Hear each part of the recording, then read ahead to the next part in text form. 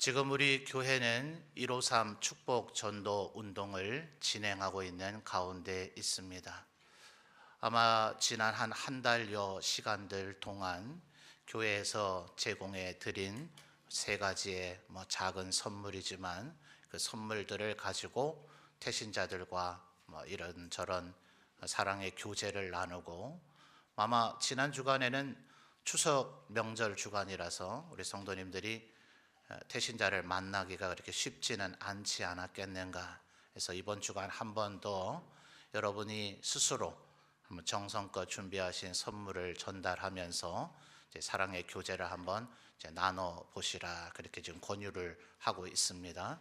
그리고 나면 이제 다음 주가 되면 10월 21일에 우리 교회에 와서 함께 예배드리시다 하는 초청장을 드리게 될 터인데, 아마 우리 성도님들이 벌써 한 9년간 저와 함께 이렇게 전도 사역을 해오고 있고, 아마 그 이전에도 여러분이 구원받기를 원하는 여러분의 태신자들에게 그 어떤 형태로든 전도를 해오고 계셨겠죠.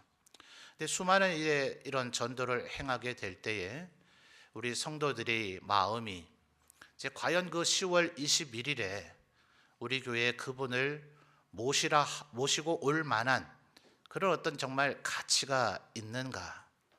여기 와서 이제 한 시간 정도 예배를 드리게 될 터인데, 와서 식사를 하시거나 또 그 이전에 본인이 우리 교회에 오시기 위해서 준비하다 보면 아마 주일날 오전이 거의 전부 다 가겠죠. 우리에게는 주일이지만 아직 신앙이 없는 분들에게는 정말 황금 같은 휴일인 일요일 아니에요?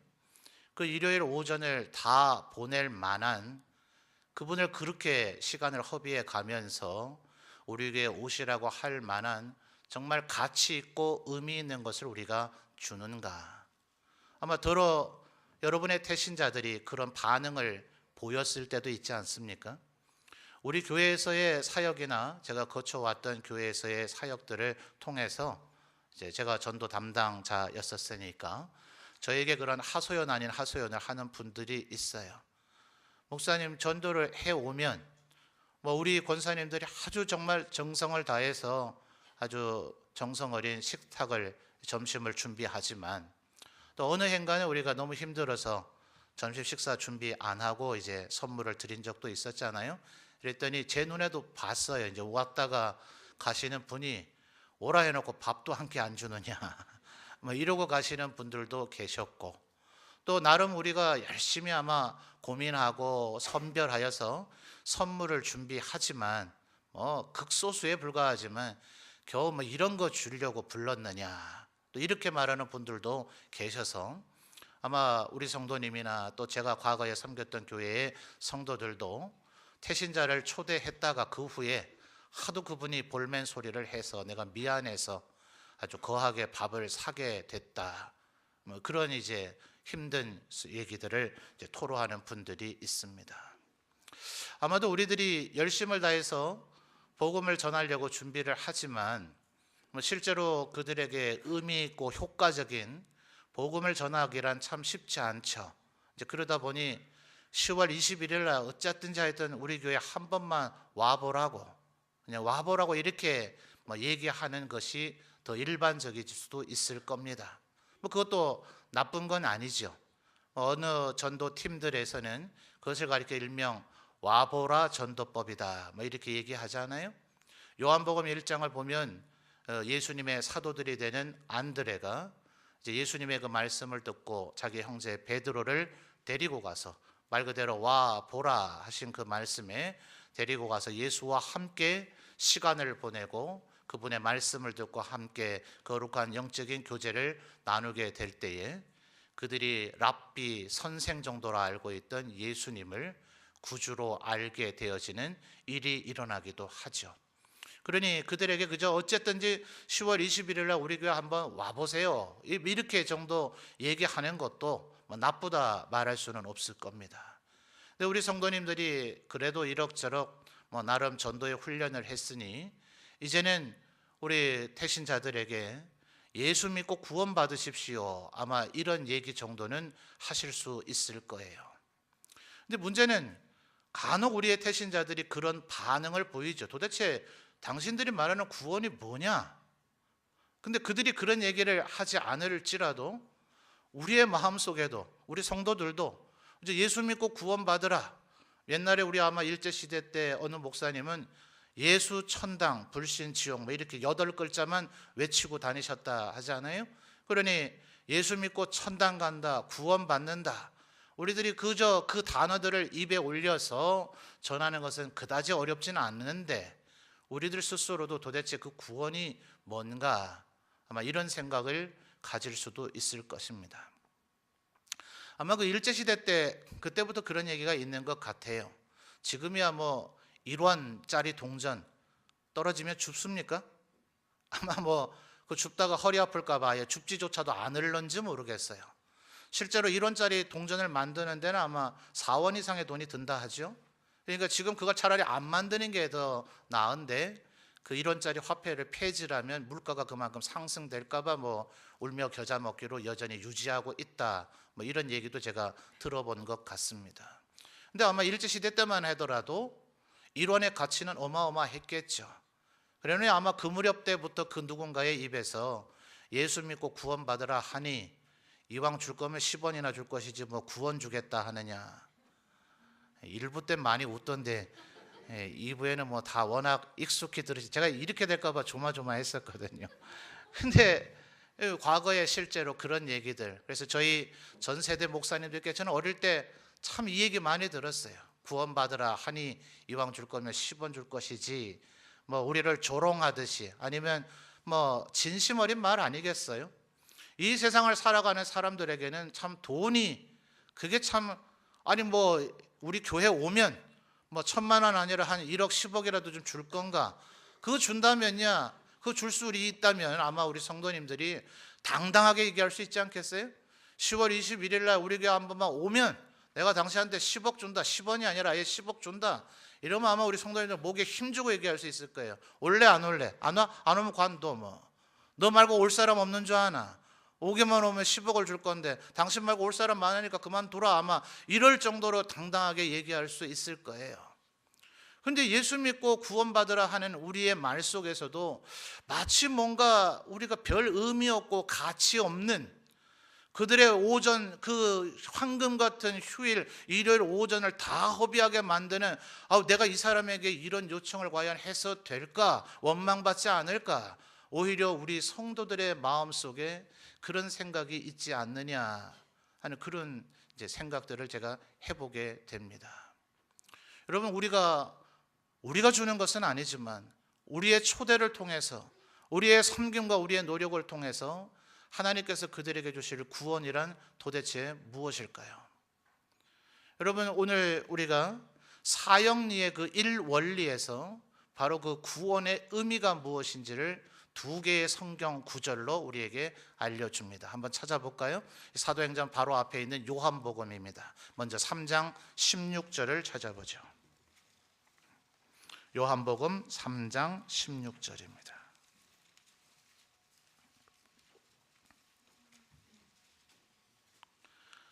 요한복음 3장 16절 찾으신 분 아멘요? 예, 대부분 찾으신 것 같네요. 여러분 한번 큰 소리로 읽어주십시오. 시작.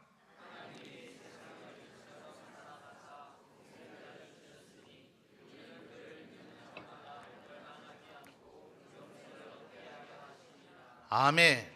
자, 하반절에 뭐라 그래요? 그를 믿는 자마다 뭐요? 멸망하지 않고 무엇을요? 영생을 얻게 하려 하심이라. 여러분, 이것이 바로 이 영생, 우리가 전해주고자 하는 그 구원의 가장 핵심은 바로 영생, 영원한 생명인 줄 믿습니다. 여러분, 만약 우리가 우리의 큰신자에게 10월 21일 날 오시면 10억을 실제로 드린다 한들 그것이 그에게 뭔 의미가 있겠어요? 당장은 좀 갑자기 삶의 활력과 윤택이 생기겠네요. 아주 쓰는 맛이 재미가 쏠쏠할 겁니다. 근데 우리의 자녀들에게 그 10억 물려줄 수 있기는 할까요? 아마 그 전에 다 써버릴지도 모를 겁니다. 우리의 자녀들에게 한 사람당 10억씩 만약 물려줄 수만 있다면 그것이 과연 우리의 자손들을 행복하게 만들까요? 오히려 우리의 자손들의 인생을 송두리째 망쳐버리는 일이 되어져 버릴지도 모릅니다. 만약 권력을 줄 수 있다면 어떠시겠어요? 우리나라 대한민국 대통령보다 미국 대통령이 더 힘이 센가요? 10월 21일 날 오기만 한다면 미국의 대통령을 시켜준다면 어떻게 해야 되겠어요? 노벨상 10개 받을 수 있는 그런 명예를 줄 수 있다면 그거 좋을까요? 여러분, 예수님께서도 말씀의 비유 가운데서 이야기하시기를 어리석은 자여, 오늘 이 밤에 네 영혼을 취한다면 그것이 누구의 것이 되겠느냐. 10억이 우리에게 있은들, 또 대한민국 대통령 아니라 미국의 대통령이 된다 한들, 옛날 우리나라의 고사성어 가운데 권불 10년이라 하잖아요. 권력을 아무리 손에 쥐고 있어도 10년 가지 못한다. 권력을 놓은 다음에 감옥 안 가면 다행인 세상 아닙니까? 권력을 쥔다 한들 그것이 과연 그에게 영원한 행복을 줄 수 있겠는가? 제 한평생 다른 사람의 부탁으로 계좌이체조차도 제가 10억을 만져본 일이 없지만 저는 감히 그까지 10억이라 얘기하겠습니다. 바울 사도도 이야기하기를 이 세상에서 당하는 우리의 어떤 그 환난이나 고난이 하나님 나라에 가서 받을 그 영광과 좋게 비교할 수 없다 했는데, 그까지 10억인들, 권력인들, 명예인들, 하나님께서 우리에게 주실 영원한 생명과 비교할 수 있겠느냐 하는 거예요. 예수 그리스도를 만나면, 하나님을 믿고 영접하면 우리에게 영원한 생명을 주실 줄 믿습니다. 이 세상에 누가 그것을 줄 수 있습니까? 그 누구도 그것을 줄 수 없습니다. 바로 이것이 우리가 오직 예수 그리스도만을 증거할 수밖에 없는 뚜렷한 이유입니다.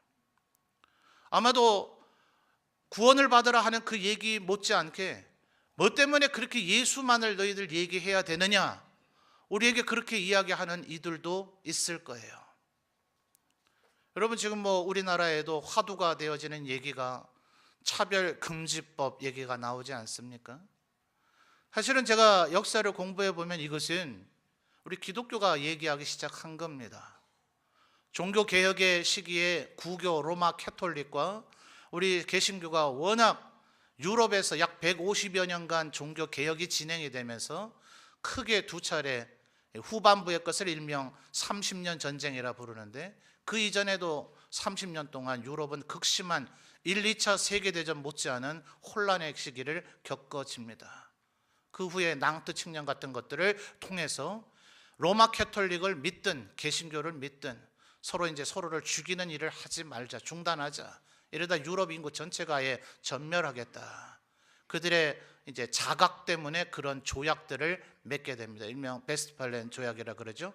유럽의 국경선들이 아예 다 달라져 버리는 대격변이 유럽에서 일어나면서 신교를 믿든 구교를 믿든 더 이상 신앙의 문제에 관여하지 말자. 이게 소위 말하는 종교의 자유의 출발입니다.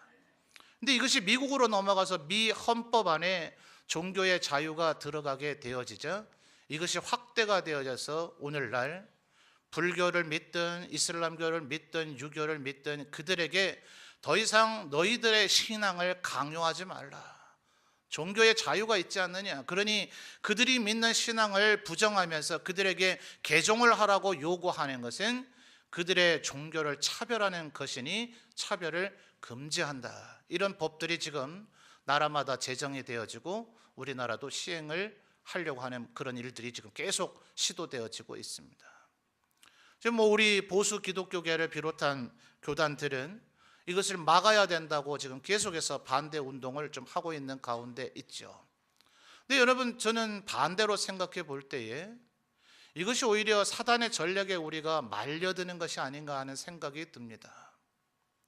지난 2000년의 역사도 그러했거든요.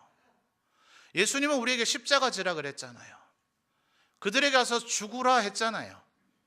대동강에 뿌려진 선교사님의 피 때문에 이 땅에 복음이 전파됐잖아요. 기독교 국가가 이 한국을, 대한민국, 조선을 점령해서 우리에게 기독교 신앙을 강요하지 않았잖아요. 선교사님들이 여기 와서 피를 흘렸기 때문에 지금 이렇게 수많은 사람이 예수 믿고 하나님 앞에 구원받게 되어진 줄 믿습니다. 그런데 중세에 십자군 전쟁들을 통해서 기독교 신앙을 강요하니 지금 전 세계는 여전히 남아있는, 더 이상 이제 왕권에 의한 영토를 넓히기 위한 전쟁은 사라졌고, 공산주의가 아직 북한이나 중국에 남아있다 할런지 모르지만 전 세계적으로는 공산주의 이념은 이미 사형 선고를 받았다, 소멸됐다, 사라졌다. 아무도 전 세계적으로는 공산주의가 남아있다고 얘기하지 않습니다. 왜냐하면 중국과 북한이 시행하고 있는 것은 공산주의가 아니기 때문에 그래요. 그들 스스로는 공산주의라고 주장하겠지만 한때 소련이 시퍼렇게 살아있을 때 소련과 중국이 서로 교조주의다. 왜냐? 중국은 수정된 자기들 나름대로의 것을 했지, 독재 정치를 했지. 그것은 소련 공산당 성언을 새로 만들어냈죠. 칼 막스 그리고 레닌과 스탈린에 의해서 최초의 공산주의 혁명이 일어난 소련의 입장에서 볼 땐 그건 공산주의가 아니었으니까요. 그러니까 이제는 공산주의도 사라졌어요. 이념 전쟁도 사라졌고 왕권의 전쟁도 사라졌지만 지금도 전 세계를 괴롭히고 있는 것은 종교 전쟁이죠. 이슬람과 기독교의 전쟁.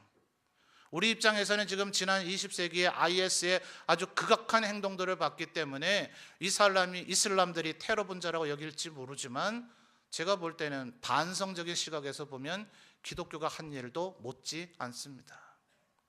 우리 지역에는 그것이 심각한 문제로 대두되지는 않겠지만 인도, 파키스탄, 방글라데시 등지에서는 불교와 힌두교, 이슬람교의 갈등도 못지 않습니다. 전 세계는 여전히 종교 때문에 총칼을 들고 있습니다. 그러니 우리가 무턱대고 차별금지법만 반대하면 봐라 저 기독교인은 이제 사랑이 없고 오히려 차별하자고 주장하는 이들이라고 호도되는 그들의 논리에 우리가 빠질 위험이 있습니다. 저는 좀 조심스럽지만 오히려 역설적으로 그까지 법 제정하든지 말든지 그대로 두고 정말 그런 세상이 온다면 모든 목회자가 담대하게 주의 복음을 더 강권적으로 더 전해서 차라리 다 감옥 들어가면 좋지 않을까요? 제가 감옥에 들어가서 그 안에서 설교문을 작성해서 우리 장로님들께 전달하면 장로님께서 이 자리에 차라리 그 설교문을 대독하면서 울면서 우리가 예배 드리면 하나님께서 더 능력의 역사를 저는 일으키실 줄 믿습니다. 자, 이런 극단적인 차별이냐 아니냐가 논해지는 이 시기에 우리는 왜 예수 그리스도만을 여전히 얘기해야 되냐고요. 지난 19, 20세기부터 전 세계 이런 종교 전쟁과 관련해서 더 이상 제발 이런 것 때문에 싸우지 말자라는 주창들 가운데 하나가 종교다원주의 아닙니까? 쉽게 설명하면 산에 올라가는 등산로가 어디 하나만 있느냐 하는 거죠.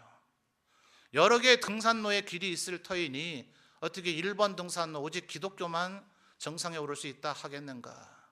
불교를 믿든 유교를 믿든 이슬람교를 믿든 다 정상에서 만날 터이니 서로의 종교를 개입하지 말자. 이게 말하자면 쉽게 여러분에게 설명드릴 수 있는 종교다원주의 사상 아니에요? 그런데 기본 전제가 잘못됐죠. 나머지 여타의 종교가 과연 정상에까지 도달할 수 있느냐 이 말이에요. 그저 우리에게 10억을 주고자 하는 것이 아니기 때문에, 대통령 되는 그런 권력을 주는 그런 것 정도가 아니기 때문에, 노벨상 10개 정도 받는 그런 명예를 주고자 하는 것이 아니라 요한복음 3장 16절 하반절에 뭐라고요? 그를 믿는 자마다 멸망하지 않고 뭘 준다고요? 영생을 주려 하기 위한 것이 구원이라 하셨는데 과연 여타의 종교가 영원한 생명, 영생을 줄 수 있느냐 말이에요. 제가 부활절 때 거의 해마다 이 얘기를 했던 것 같은데 우리 성도님들이 이걸 아예 딸딸딸 외울 정도로 저는 계속 반복하려 합니다. 여러분도 전도의 현장에서 누가 이와 같은 질문을 하거든 이 얘기를 해 주십시오.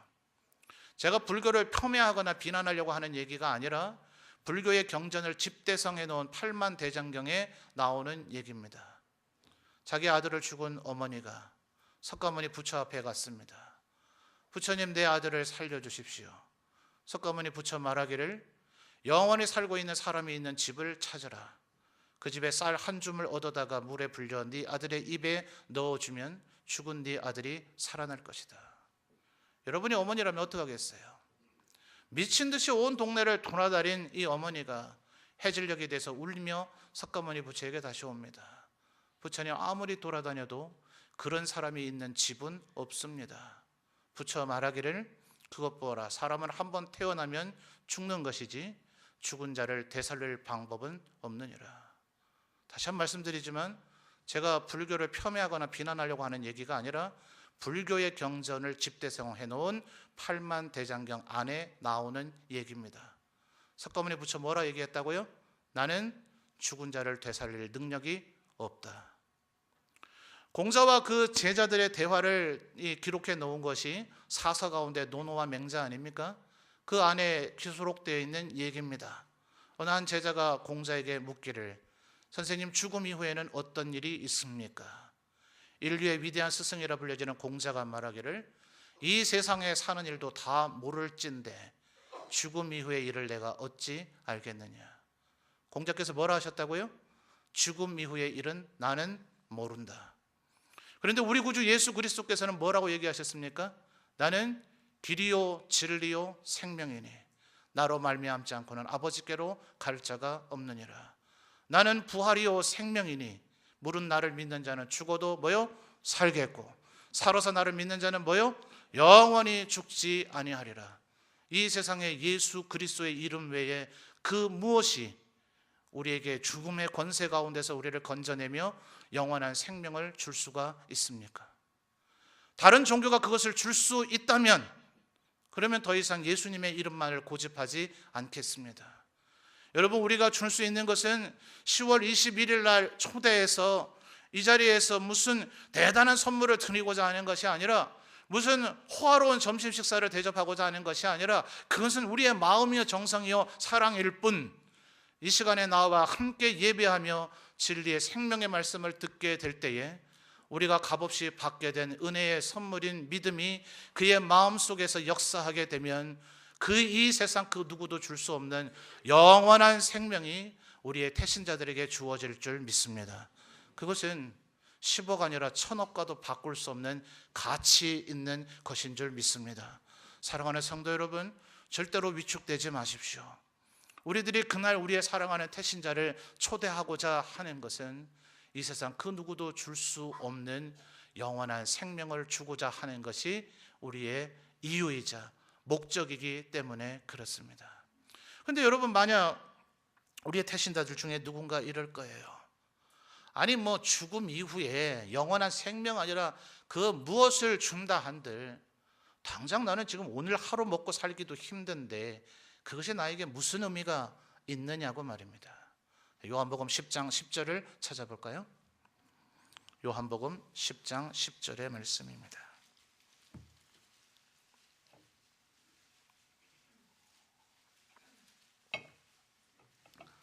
찾으신 분 아멘요. 여러분이 큰 목소리로 한번 읽어주시기 바랍니다. 시작.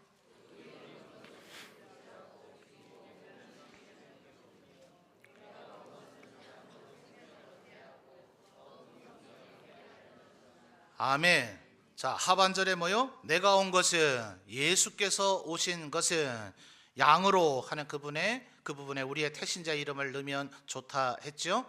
내가 온 것은 개성인으로 하여금 생명을 얻게 하고, 그 다음에 이해를 돕기 위해서 이런 말을 부가해 주면 훨씬 이해하기 쉬워요.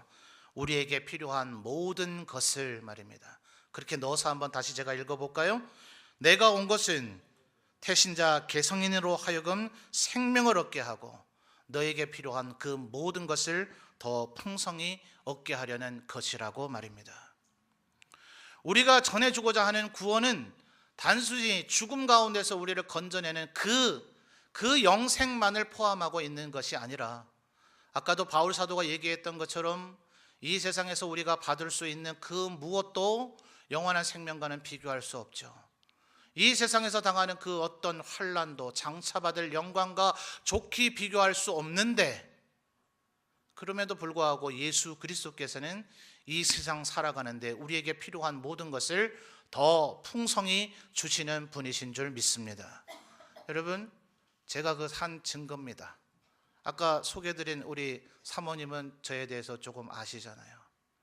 제 나이 20살 때 지금 이런 귀한 교회에서 목회하는 목회자가 되리라는 그 누구도 그렇게 볼 수 없었습니다. 하나님께서 저의 인생을 통해서도 얼마나 많은 기도의 응답으로 제 삶을 축복해 주셨는지 모릅니다. 하나님은 우리가 천국에 가서만 영원한 생명을 주시는 분이 아니라 이 세상 살아가는 동안에도 우리에게 필요한 모든 것을 공급해 주시는 하나님이신 줄 믿습니다. 비록 우리에게는 영원한 생명에 비하면 그것은 썩어질 것이요 먼지와 같은 보잘것없는 것이지만, 아직 신앙이 없는 그들에게는 이것이 영원한 생명보다 더 비중 있게 느껴질지 모릅니다. 그들에게 이야기하십시오. 우리 구주 하나님 예수 그리스도께서는 이 세상 살아가는 동안에도 우리로 하여금 생명만 얻게 하는 것이 아니라 더 풍성히 얻게 해주시는 선한 목자시라고 말입니다. 모든 것 알고 계신 예수 그리스도시지만, 저는 예수님께서 이 요한복음 10장의 이야기를 이야기하실 때에 다윗 왕에 기록된 말씀을 겸손히 인용하신 거라고 저는 믿습니다. 그 스스로도 목자였던 그가 자기의 인생 가운데 하나님께서 베푸신 은혜가 너무나 큼을 알기에 그가 뭐라 얘기합니까? 밧세바의 범죄 사건에 일어났을 때 그는 하나님 제발 제 왕위를 유지시켜 주십시오. 제 건강 상하지 않게 해 주십시오. 제 명예가 수치스럽게 되지 않게 해 주십시오. 이런 얘기하지 않습니다. 나단이 만천하 앞에 모든 신하들 앞에서 당신이 바로 그 나쁜 사람입니다 라고 다윗의 죄를 적나라하게 고발했지만, 다윗은 그 무엇 하나 잃는 것을 두려워하지 아니하고 오직 하나, 주의 성령을 내게서 거두지 마옵소서. 구원의 즐거움을 나에게 계속 이어지게 하여 주옵소서. 오직 영원한 생명만을 간절히 구한 다윗의 모습을 우리가 기억하고 있습니다. 그런 다윗에게 하나님이 그냥 두셨습니까? 고난의 삶을 주셨습니까? 아니요. 그는 그의 인생을 하나님께서 얼마나 윤택하게 하셨는지를 시편 23편에서 노래하고 있잖아요. 여호와는 나의 목자시니 내게 부족함이 없으리로다. 그가 나를 푸른 초장 실만한 물가로 인도하시는도다. 내 영혼을 소생시키시고 자기 의를 위하여 나를 의의 길로 인도하시는도다. 내가 사망의 음침한 골짜기로 다닐지라도 주의 지팡이와 막대기가 나를 안위하시나이다. 내 원수의 목전에서 내게 상을 베푸시고 내 머리에 기름을 부으셨으니 내 잔이 넘치나이다. 내 평생의 주의 선하심과 인자하심이 영원히 나를 따르리니 내가 여호와의 집에 살리로다. 이것은 다윗만의 고백이 아니라 우리의 모두의 고백인 줄 믿습니다. 사랑하는 성도 여러분, 우리의 태신자들에게 이 이야기를 하십시오. 예수 믿으면 영생을 얻는다. 이 세상 살아가는 동안에도 우리를 돌보시는 선한 목자의 돌보심과 은혜와 사랑을 받게 될 것이다. 우리가 21일 날 우리의 태신자들에게 주고자 하는 것은 이 세상 그 무엇과도 바꿀 수 없는 귀중한 보배인 줄 믿습니다. 그것은 우리가 주는 것이 아니요 오직 예수 그리스도 그분을 통해서만 얻게 되는 것이기 때문에 유일한 구원자 되신 예수 그리스도의 이름을 우리의 태신자들에게 사랑으로 잘 전하시는 저와 여러분이 되시기를 바랍니다. 십자군처럼 하면 안 됩니다. 베드로전서 3장 15절에서도 뭐라 얘기합니까? 너희 안에 품고 있는 소망에 관한 이유를 묻는 이들에게 항상 대답할 것을 준비하되, 그 다음 뭐요? 온유함과 두려움으로 하라. 예수 믿으면 구원받는다. 여러분에게 이미 임한 그 은혜의 사랑을 증언하십시오. 그럴 때 여러분의 태신자가 안 듣는 것 같아도, 우리를 조롱하는 것 같아도, 우리를 모욕하고 멸시하는 것 같아도 그들의 귀에 들려진 생명의 구원의 복음이 그의 심령의 능력으로 역사하게 되어질 줄 믿습니다. 우리의 구원자 되신 구주, 유일한 구원자 예수 그리스도, 이 은혜의 이름을 힘써 전하시는 우리 모든 성도들이 되시기를 주님의 이름으로 축원합니다. 기도드리겠습니다.